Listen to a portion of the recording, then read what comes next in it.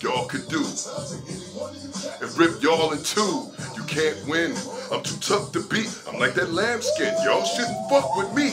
Cause to fuck with me, you gon' need more niggas. Like 2 L's, 3 bigs and 4 jiggers. 2 M's, 4 funk docs, 3 Rakims, 2 Nas and 4 locks. 3 Eminems, 2 EPMDs, 1 Scarface, 4 Run DMCs. All against me. That's a whole lot of writing. Yeah, and if I lose, then I'ma go down fighting the Titan. Shit, it's my turn to what?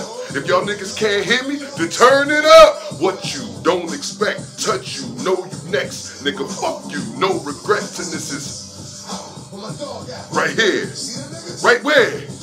Right there? Yeah. Still creeping through the fall. We miss you, nigga. Man, that was crazy. That you brought that back. That was like, that session alone, man. Tell me about the moments right there. Yo, I was in Cali, and you know that was our first song that we did, you know, just exclusively with him and I. So, you know, of course, I was like super excited, man. And you know, we got closer to him in California at that time to do the record, and we went out there, man, and it was just glorious, man. It was. I remember that they invited Sway. Sway was there for the session.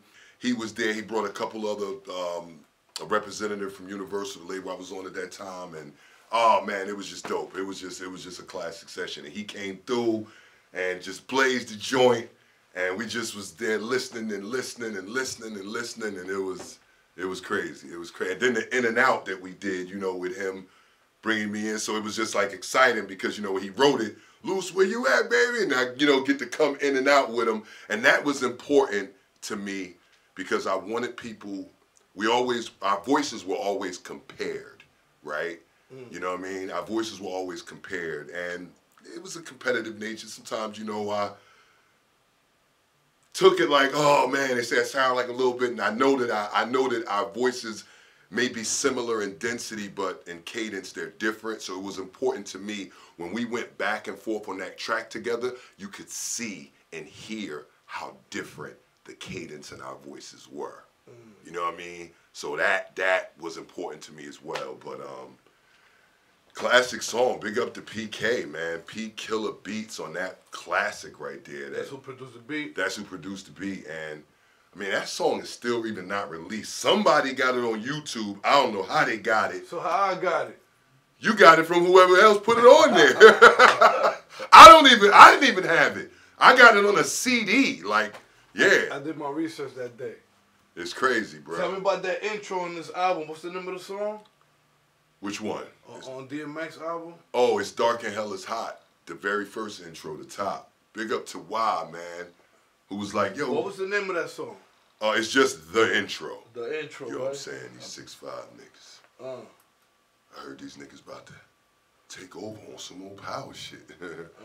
Big up to Y, man, who we and X, and I think me, X, and Swiss was just sitting in the studio, and he was like, yo, you and X go in there and do an intro to the album. He just told us to just go in there.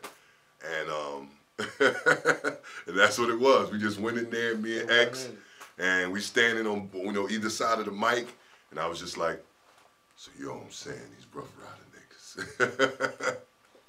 And yeah, man. After that was history.